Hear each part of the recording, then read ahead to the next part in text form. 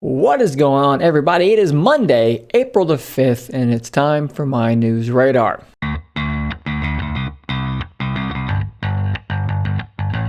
As always, this channel is community supported, so if you can consider clicking that join button down below to become a YouTube member, that would be greatly appreciated. A sub is also welcome. So as early as almost a year ago, we heard rumors, rumblings, that Google was going to be working on their own silicon, their own processor, CPU, system on a chip, whatever you want to call it, for upcoming devices. And as more and more time has gone by, that idea, that news story, that rumor has become more and more pertinent. Obviously, since that rumor dropped and today, Apple has released their M1 processor. Now we know that Microsoft is working on their own custom silicon.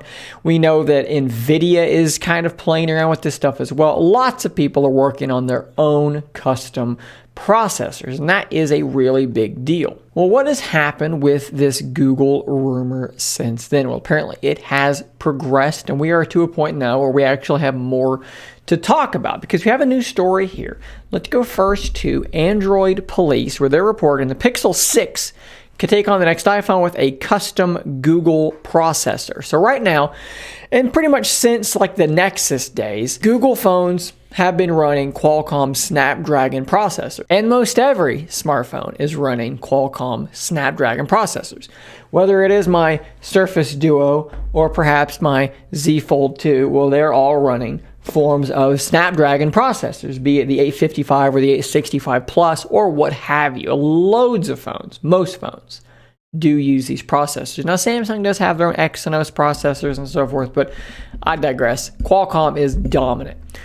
What we're seeing now is that dominance being challenged because lots of people are now realizing that there's a lot to be done here when you make your own custom hardware. And obviously, when you talk about Apple, this has been a really big deal to them since pretty early on when they started introducing their own systems on a chip, which now are obviously in their phones, they're in their tablets, and now they're in their laptops and their actual Mac Minis, soon to be their Mac Pro. They own that whole process line. It's all Apple, and the performance that they're squeezing out is pretty unbelievable, in particular because it is running ARM.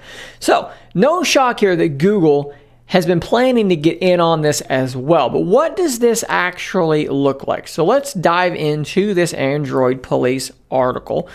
And he mentions this prior rumor where what they were calling this was Whitechapel. That was the code name of the project for Google's silicon. And as he mentions here, it was rumored to be an ARM chipset powered by 2 A78 cores, 2 A76 cores, and 4 A55 cores. So that's an octa-core processor, paired with an off-the-shelf ARM Mali GPU design, said to be based on an unreleased Bohr architecture. Interestingly enough, Google has been apparently working with Samsung on the actual design of the chip. And obviously, Exynos processors that Samsung makes have come a long way, and we're probably looking at that 5 nanometer process. So this thing should be pretty decent. Now, I know a lot of you are probably saying, what do these things here mean that I'm highlighting? A78, A76, A55, what does this mean? Well, let's take a second here and look at the Snapdragon 888. So the 888 is a bit different. The 888 has one Cortex X1 core, okay? And what that basically means is they have one super duper powerful core to do a lot of heavy lifting.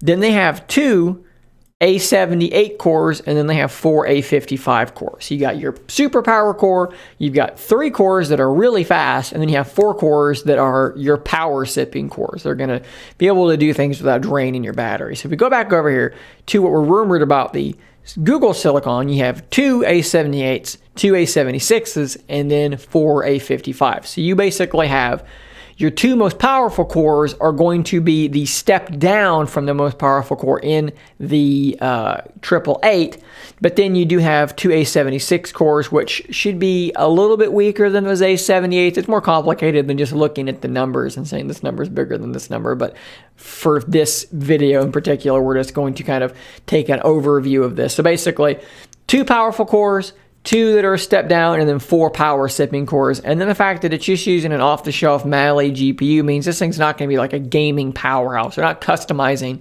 the GPU. They're going with something that they can quickly, easily, cheaply just get going on their own. So don't expect this thing to be competing with the Snapdragon 888 or anything super duper high end. That is clearly not what Google is working towards here. And I think that's actually really interesting because it's going to double down on the Pixel 5, which uses a Snapdragon 7 series chip.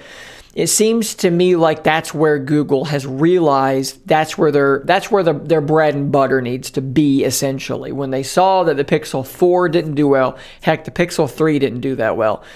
But the A series phones that were mid-rangers and were cheaper did really well. So I think that they're realizing that, if the Pixel 6 can be fast enough with really good battery life, because we're not going to go for an X1 core, we're not going to go for anything crazy. We're gonna lean on those lower power cores that are fast enough to get you through the day with better battery life.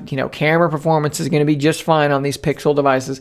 I think that's what they're going for. And the fact that they're customizing a mid-range chip, I think is an obvious piece of evidence towards that. Now, we also have a little bit here that might indicate that Whitechapel, this Google Silicon, may actually be intended for more than just their phone. So let's look at this tweet here from Michelle Rahman, who is the editor-in-chief at XDA Developers. He said, "I've now seen evidence that corroborates Google's next Pixel phones will run GS 101, which probably stands for Google Silicon 101. It's been what we've seen in some of the leaks. It'll have a 3-cluster setup with a TPU and something called Dauntless, which seems related to integrated Citadel. So basically a Titan M security chip integrated into that Google Silicon. So that's something that's quite interesting." He goes on to say, "Dauntless is shown up in the Chromium Garrett, where it's referred to as GSC, which I assume means Google security chip. It could thus be a universal security chip for Chromebooks and Android.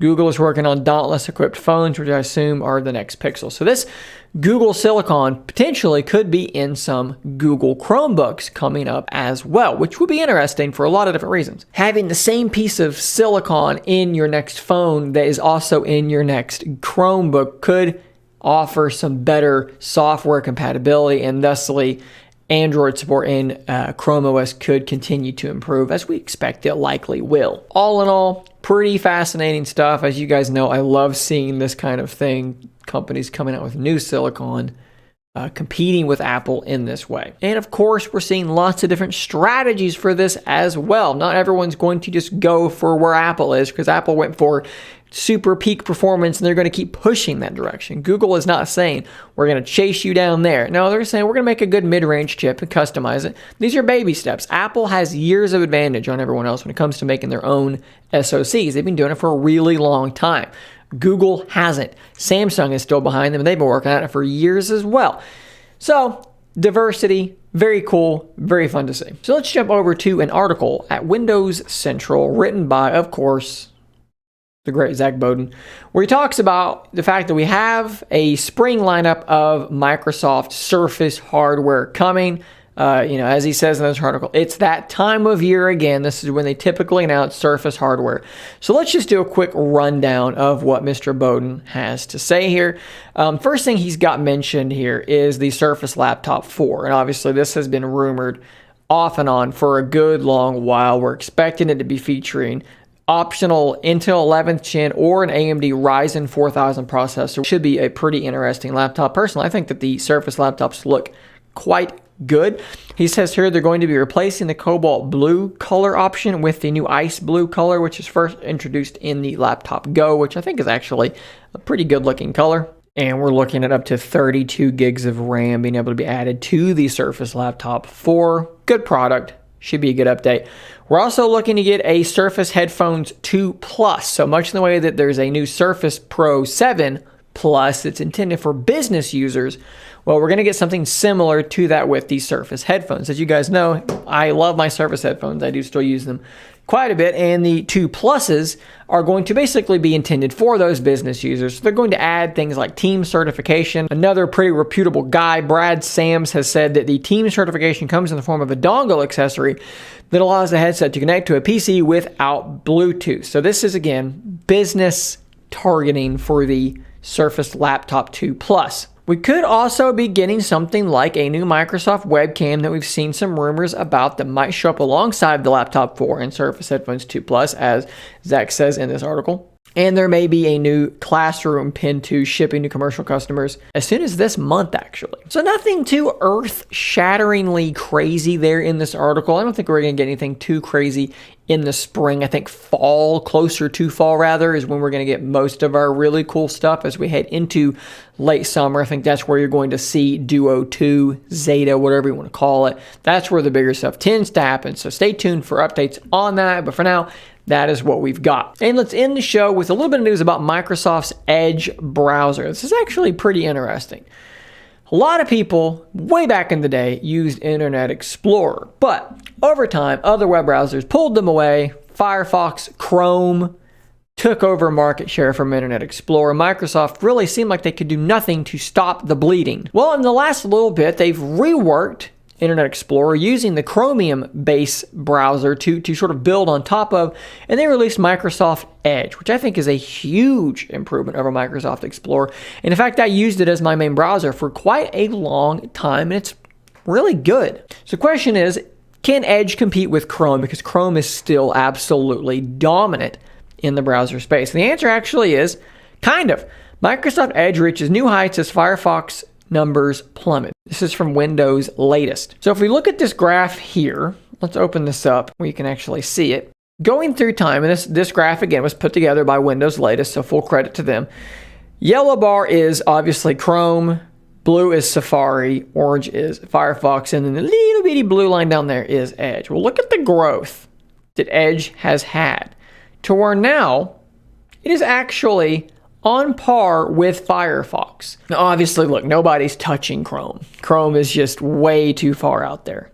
But Edge has now taken Firefox, and it is coming quickly for Safari.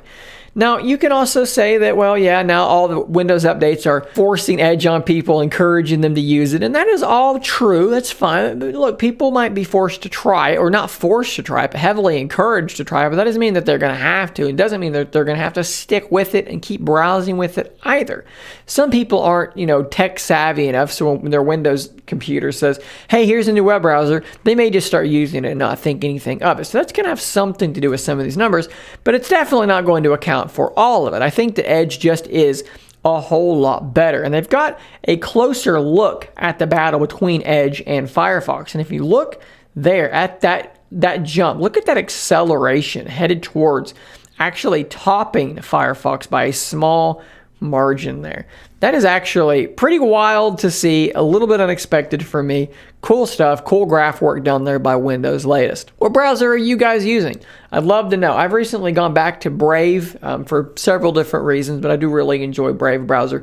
Edge would be my number 2 at this point, and I do have it still installed, and I kind of still use it occasionally. Chrome is on here too, but I very rarely use it. So love to know what browser you guys are using. Do you like to keep the same browser on your computer, on your tablet, on your laptop, on your phone, or do you use different ones? Let me know in the comments down below. So guys, that is all the news I have for you today. Be sure to check back every Monday, Wednesday, and Friday for the next news radar. And until next time, stay nerdy, my friends.